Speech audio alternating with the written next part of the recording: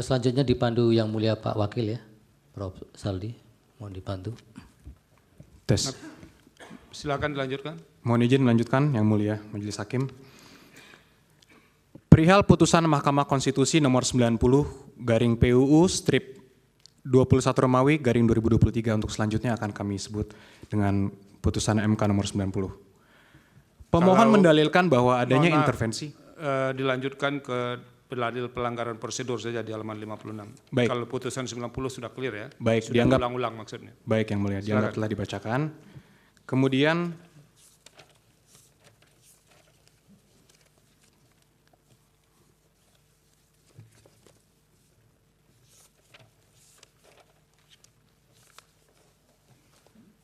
perihal dalil pelanggaran prosedur. Pada huruf C permohonan yang disampaikan, pemohon pada halaman 93 sampai 98 mencampur adukan berbagai hal yang masing-masing berbeda penyelesaiannya. Disebutkan sebagai pelanggaran prosedur yakni sebagai berikut: manipulasi DPT dan seterusnya dianggap dibacakan. Sebagai pihak pemohon, maka yang bersangkutan harus memberikan data-data yang relevan dan valid. Demikian itu sangat penting dalam rangka membuktikan terjadinya migrasi suara. Migrasi suara yang terjadi harus demikian jelas dan hasil penjumlahannya harus relatif sama. Ternyata uraian 8 pelanggaran prosedur tersebut tidak memiliki data-data yang mencukupi. Pemohon tidak mampu membuktikan adanya perpindahan atau migrasi suara secara paralel dan signifikan. Kemudian yang menjadi persoalan, terhadap dalil yang disampaikan tersebut, apakah menjadi layak untuk diadili oleh Mahkamah Konstitusi? Dari 8 persoalan, hanya 1 dalil yang terkait dengan migrasi suara, yakni pengurangan suara pemohon, didalilkan oleh pemohon terjadi di 2 TPS. Yaitu pertama, didalilkan telah terjadi pengurangan suara pasangan calon nomor urut 1 di TPS 006, Kelurahan Soko, Kecamatan Dewe, Kabupaten Kudus. Suara pasangan calon nomor urut 1 dalam C1 plano tertulis 9 suara sah. Namun dalam penulisan di dalam perhitungan KPU terinput 4 suara. TPS yang kedua adalah TPS 001 Kelurahan Kalirejo, Kecamatan Kebumen, Kabupaten Kebumen. Suara pasangan calon nomor urut 1 tertulis 38 suara sah. Namun dalam C penulisan di dalam perhitungan di KPU terinput 28 suara. Kemudian pengurangan suara yang terjadi pada 2 TPS tersebut hanya berjumlah 15 suara. Sedangkan pasangan calon nomor urut 1 secara nasional memperoleh 40.971.906 suara. Dan pasangan calon nomor urut 2 memperoleh 96.214.691 suara. Oleh karenanya, selisih suara yang diperoleh oleh pasangan calon nomor urut 1 dengan pasangan calon nomor urut 2 adalah 55.242.785 suara. Sehingga dengan selisih suara yang sangat jauhnya, masih layakkah untuk diadili oleh Mahkamah Konstitusi? Tentu sangat tidak layak. Kemudian dalam hal rekapitulasi penghitungan perolehan suara secara nasional, Pasal 407 ayat 1 Undang-Undang Pemilu menyebutkan, dianggap dibacakan, peserta pemilu dimaksud adalah partai politik untuk pemilu anggota DPRD provinsi, anggota DPRD kabupaten kota, perseorangan untuk pemilu anggota DPD, dan pasangan calon yang diusulkan oleh partai politik atau gabungan partai politik untuk pemilu presiden dan wakil presiden. Mengacu pada ketentuan pasal 407 ayat 1 Undang-Undang Pemilu, maka dugaan terjadinya pelanggaran, penyimpangan, dan atau kesalahan dalam pelaksanaan rekapitulasi perhitungan perolehan suara secara nasional menjadi kewenangan Bawaslu. Dengan demikian terhadap dugaan terjadinya pelanggaran, penyimpangan, dan atau kesalahan dalam pelaksanaan rekapitulasi perhitungan perolehan suara, kalaupun benar ada quod non, harus diselesaikan hanya, sekali lagi, hanya oleh Bawaslu, bukan oleh Mahkamah Konstitusi. Selanjutnya, pemohon mendalilkan dalam permohonannya, kami anggap telah dibacakan, ada 19 poin yang mulia.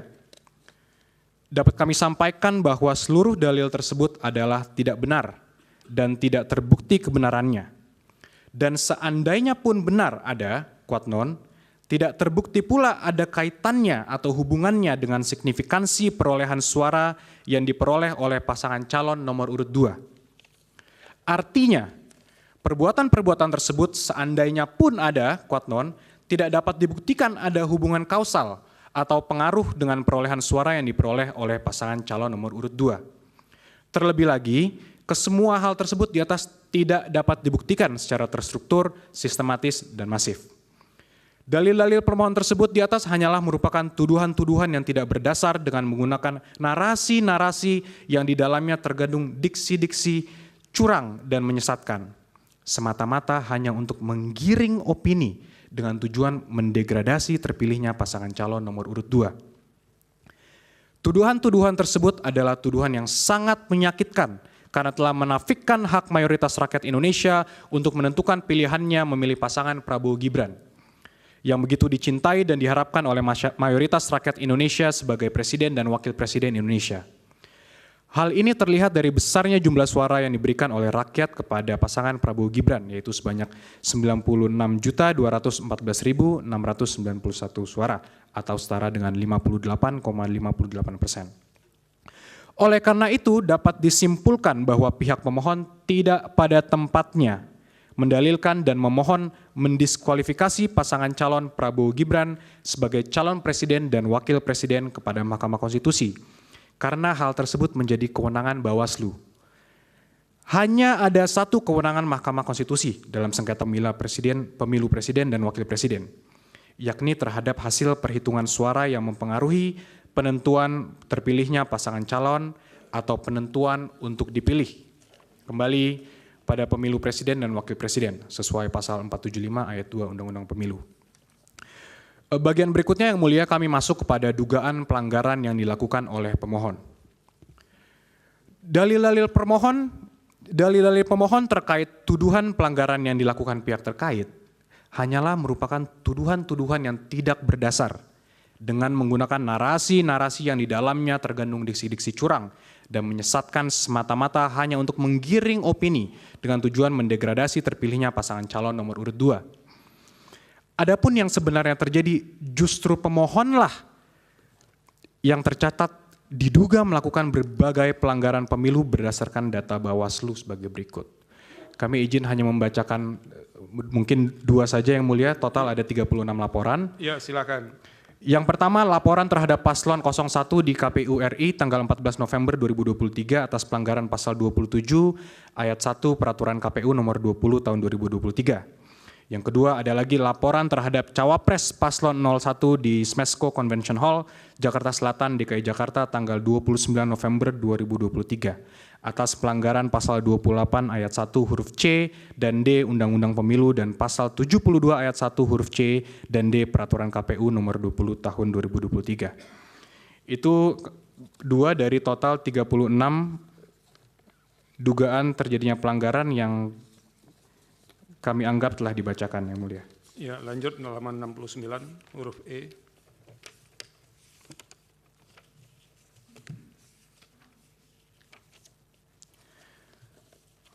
Poin berikutnya yang akan kami sampaikan adalah poin E, tidak ada intervensi penguasa atas kemenangan pihak terkait. Pemohon dalam permohonannya mendalilkan adanya intervensi penguasa. Dalam hal ini presiden, para menteri, PJ kepala daerah, aparatur negara, kepala desa, untuk memenangkan pihak terkait dalam kontestasi pemilihan presiden dan wakil presiden 2024. Dalil pemohon tersebut selain mengada-ngada dan menyesatkan, juga menafikan semua usaha, strategi, kerja keras partai politik pengusung, kelompok relawan, dan tim pemenangan di pusat maupun daerah dalam memperjuangkan kemenangan pihak terkait pada pemilihan presiden dan wakil presiden tahun 2024. Senyatanya, berbagai kampanye dan strategi pemenangan telah dijalankan pihak terkait dengan melibatkan konsultan dan para profesional di bidangnya untuk mendapatkan kepercayaan dan dukungan pemilih dalam memberikan suara kepada pihak terkait. Salah satunya merebut perhatian dan kepercayaan kaum milenial, yaitu 33,6% suara pemilih dan juga pemilih Gen Z, yaitu 22,85% dari suara pemilih. dengan menghadirkan sosok tokoh muda sebagai calon wakil presiden serta komunikasi kampanye yang sesuai kehidupan kaum muda. Alhasil, semua perencanaan kampanye dan strategi kemenangan yang dijalankan telah membawa kemenangan bagi pihak terkait dengan memperoleh suara 58,58% atau setara dengan 96.214.691. Dalil pemohon yang seolah menunjukkan adanya intervensi dari presiden dan para menteri dengan mempolitisasi program kerjanya dalam memenangkan pihak terkait kiranya sangat absurd dan mengada-ngada. Mengingat semua program kerja presiden dan para menterinya telah direncanakan jauh hari atau setidaknya setahun sebelumnya dengan pengajuan anggaran atau APBN yang telah disetujui DPR. Sehingga bagaimana mungkin program kerja pemerintah tersebut dikait-kaitkan dengan kontestasi pemilihan presiden dan wakil presiden tahun 2024. Selanjutnya mengenai dalil pemohon tentang kenaikan gaji dan tunjangan penyelenggara pemilu di momen kritis adalah dalil yang keliru dan sangat mengada-ngada. Karena hal tersebut merupakan program Kementerian Pendayagunaan Aparatur Sipil Negara dan Reformasi Birokrasi atau PAN-RB yang telah ditetapkan pada tahun anggaran sebelumnya. Pemberiannya dalam bentuk tunjangan berbasis capaian kinerja dan bukan kenaikan kerja sebagaimana didalilkan oleh pemohon.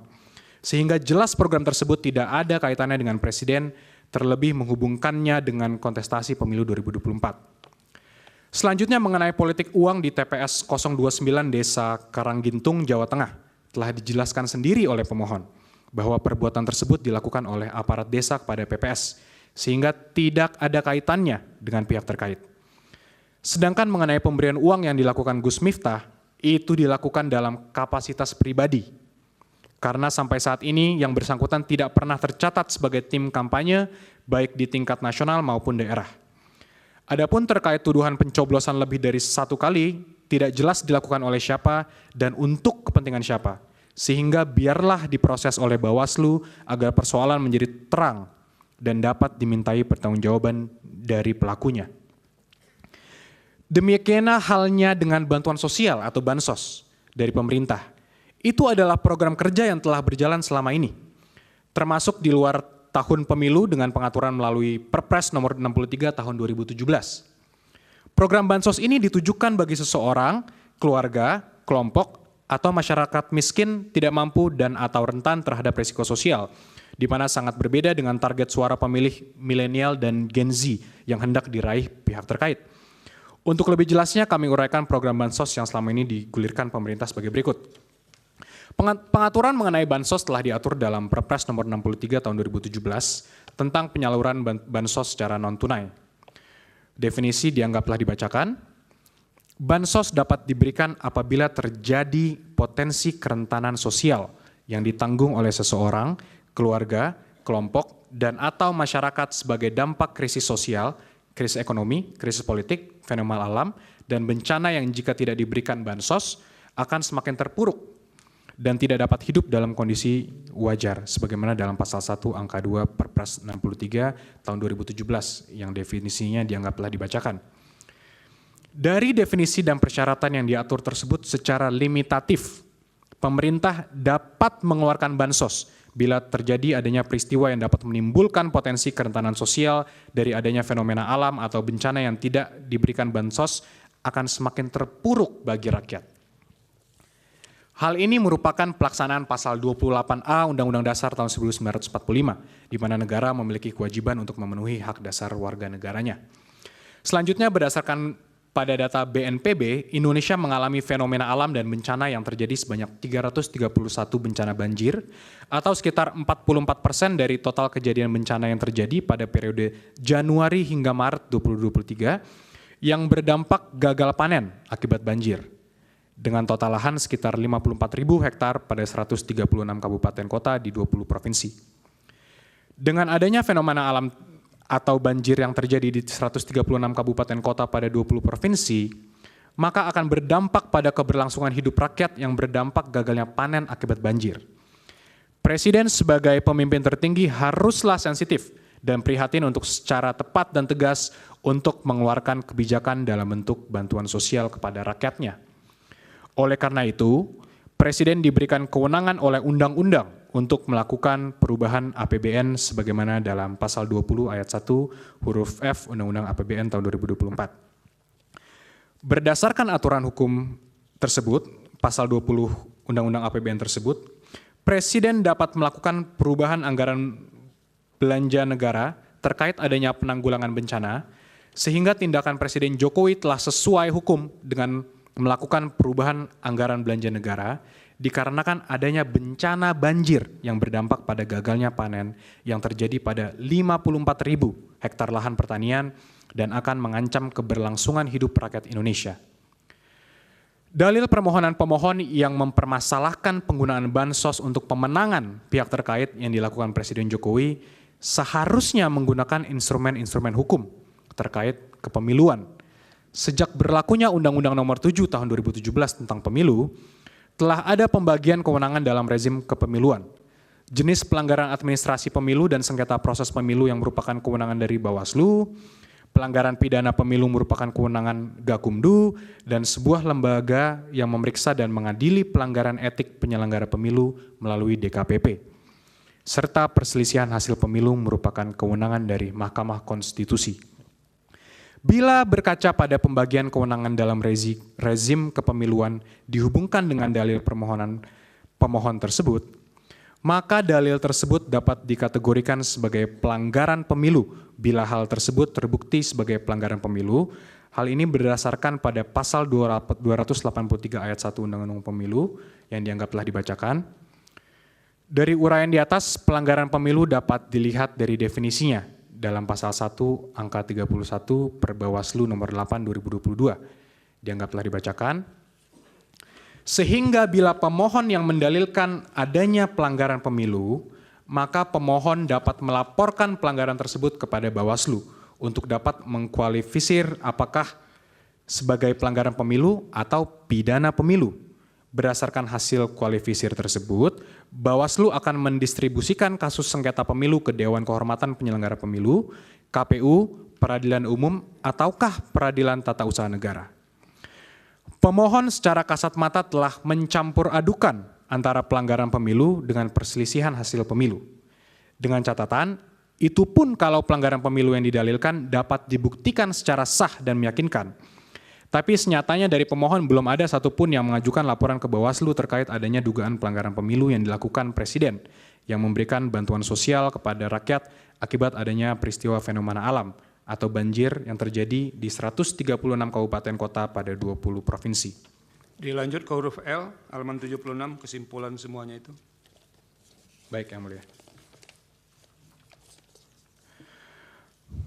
Maka berdasarkan peraturan perundang-undangan yang telah diuraikan di atas, terkait adanya program penggunaan bansos oleh Presiden telah sesuai dengan peraturan perundang-undangan, yaitu berdasarkan pasal 20 ayat 1 huruf F Undang-Undang APBN tahun 2024, Jungto Perpres 63 tahun 2017, serta didukung dengan adanya peristiwa fenomena alam atau bencana banjir yang terjadi di 136 kabupaten kota pada 20 provinsi dari 331 bencana banjir atau sekitar 44% dari total kejadian bencana yang terjadi pada periode Januari hingga Maret 2023 yang berdampak gagal panen akibat banjir berdasarkan data BNPB.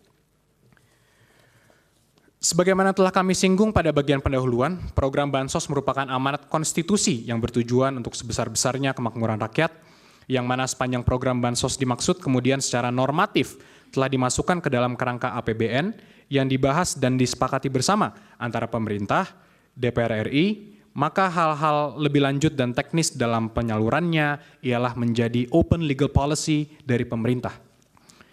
Dalil pemohon yang menyatakan Presiden melakukan 16 kali kunjungan selama 4 bulan pada kantong-kantong suara rendah Prabowo di tahun 2014 dan 2019 kiranya mengada-ngada dan menyesatkan publik.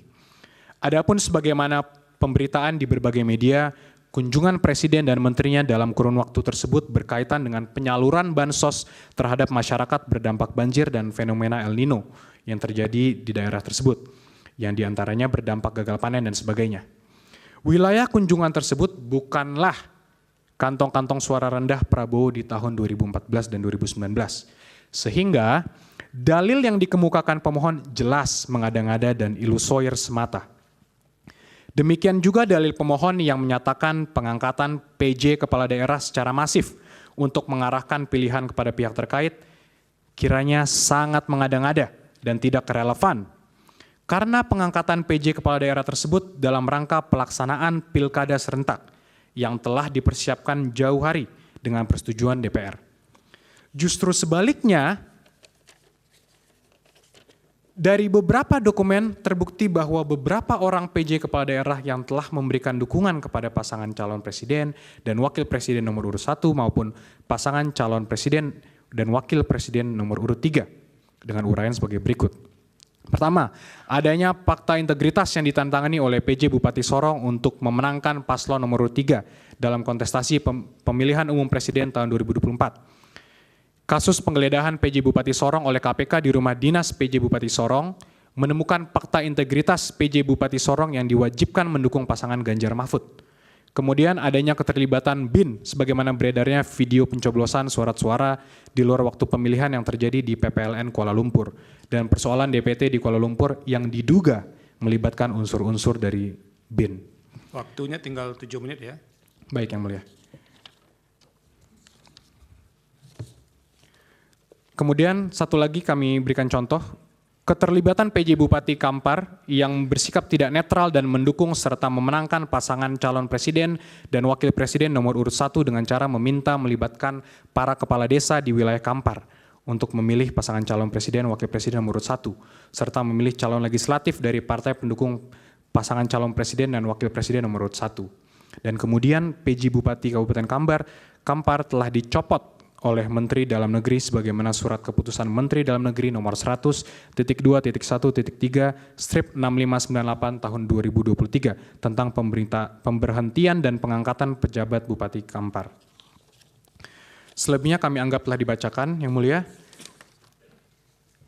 Dan selanjutnya dalil pemohon yang menyatakan Presiden melanggar TAP MPR Romawi 9 garing MPR garing 1998 dan sejumlah peraturan lainnya terkait larangan nepotisme kiranya tidak tepat karena yang dimaksud nepotisme bila mana pejabat mengangkat anak atau saudaranya secara appointed.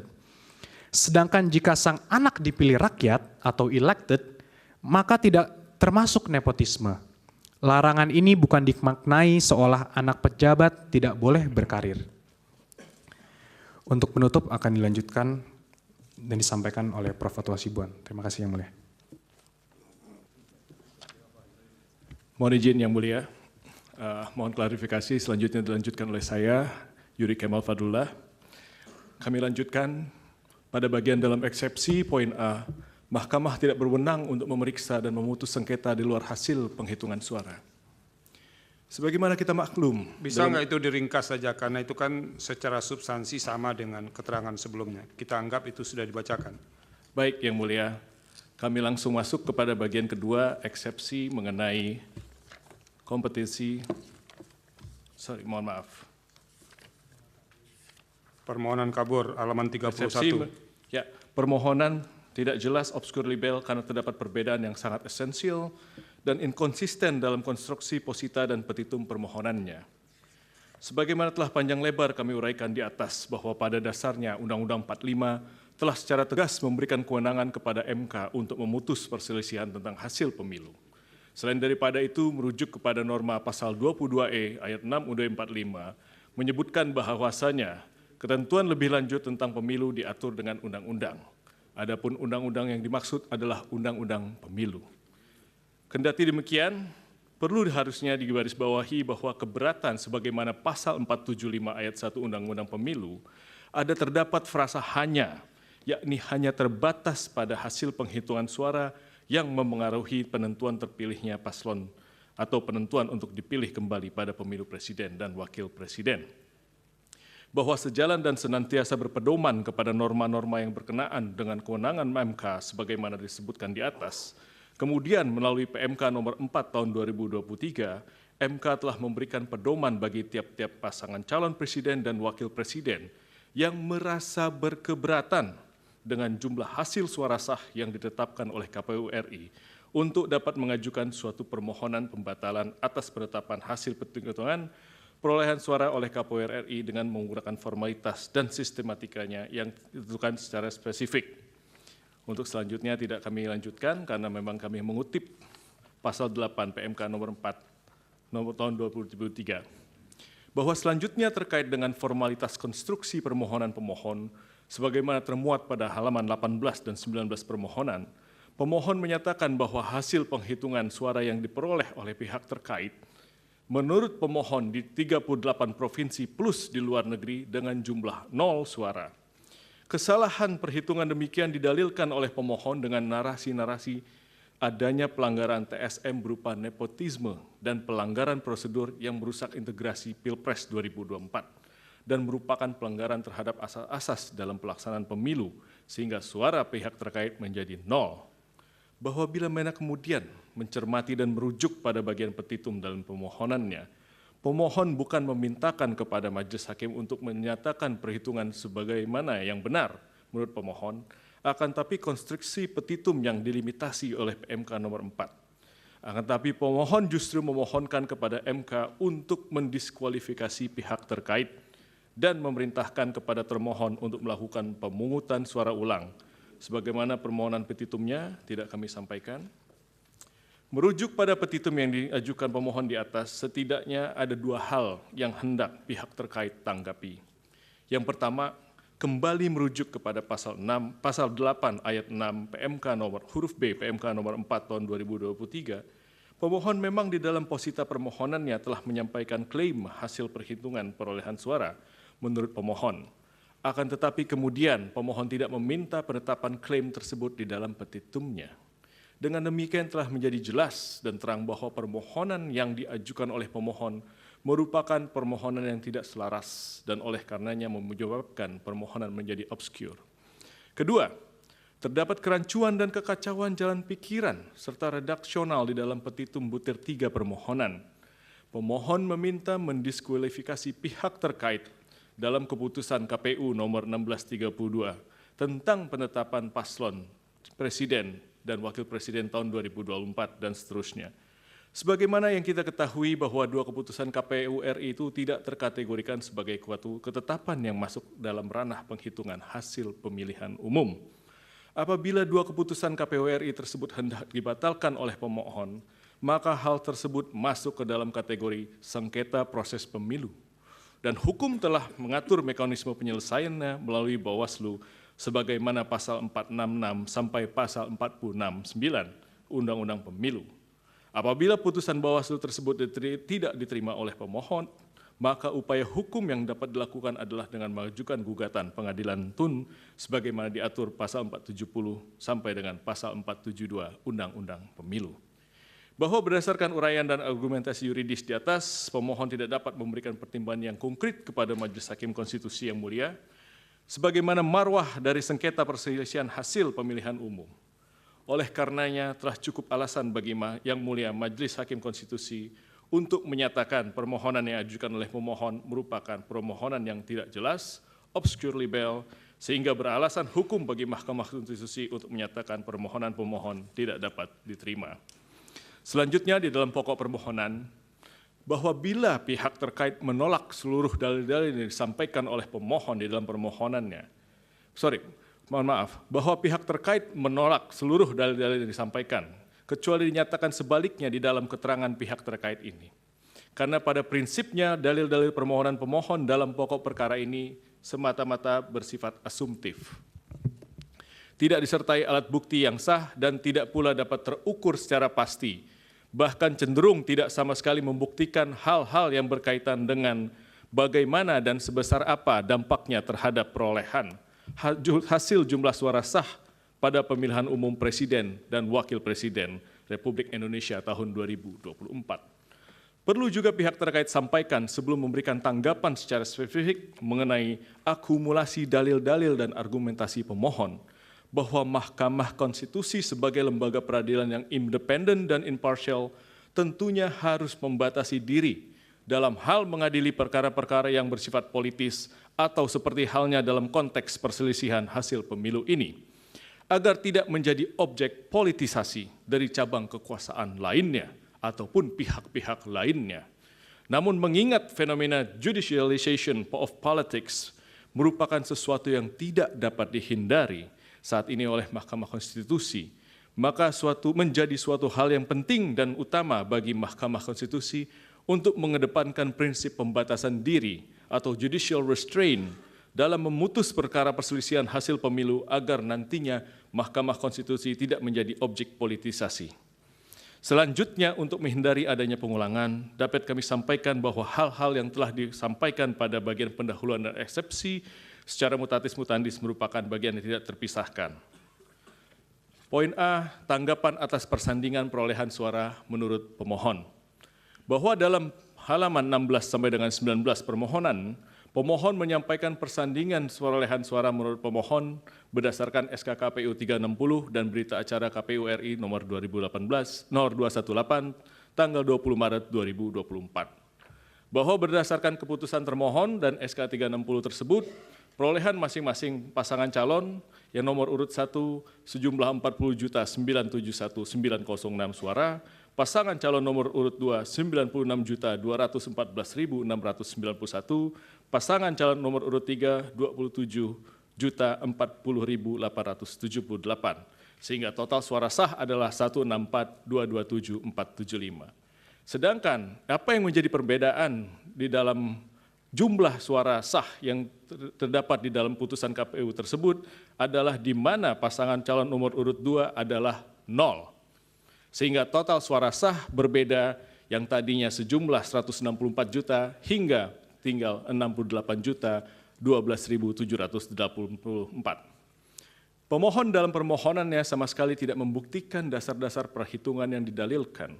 Alih-alih pemohon malah mendalilkan hal-hal yang bersifat kualitatif mengenai dugaan berbagai kecurangan dan pelanggaran yang dilakukan oleh beberapa pihak yang tersajikan dalam bentuk narasi. Sementara narasi-narasi itu bukanlah merupakan alat bukti dalam hukum acara Mahkamah Konstitusi. Pemohon wajib menguraikan secara jelas, spesifik, dan gamblang, baik siapa yang melakukan, apa yang dilakukan, di mana dilakukannya, bagaimana melakukannya, mengapa dilakukan, dan inisiatif siapa yang melakukan dugaan kecurangan dan pelanggaran itu terjadi. Terlebih dalil-dalil pemohon tersebut tidaklah sesuai dengan pedoman yang telah ditetapkan oleh MK berdasarkan PMK 4 tahun 2023. Pemohon mendalilkan bahwasannya kesalahan perhitungan yang menimbulkan selisih suara terjadi karena adanya pelanggaran yang bersifat TSM dan pelanggaran prosedur pemilihan umum. Namun pemohon gagal dalam membuktikan baik secara kuantitatif dan juga bagaimana narasi-narasi utopis yang dibentuknya terkait dengan tatanan ideal konsepsi dan pengaturan sistem pemilu dapat secara merta dan cuma-cuma menganulir 96.214.691 suara pemilih pihak terkait yang melalui serangkaian proses pemilu yang sudah dinyatakan sebagai suara sah.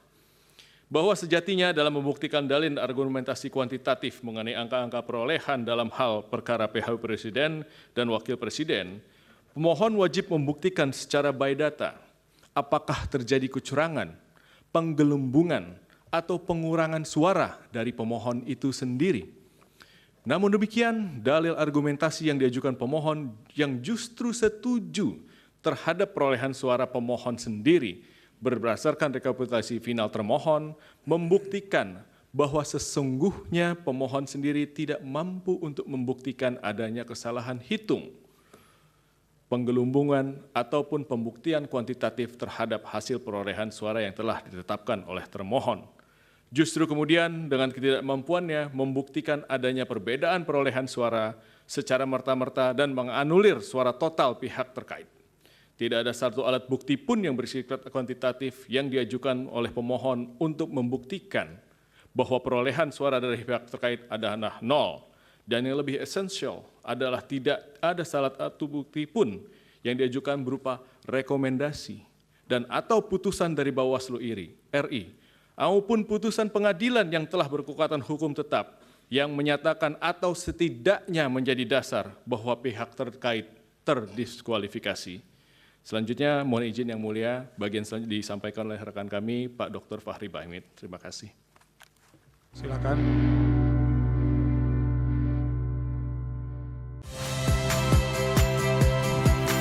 Saya Ihsan Sitorus. Saksikan program-program Kompas TV melalui siaran digital, pay TV, dan media streaming lainnya. Kompas TV, independen, terpercaya.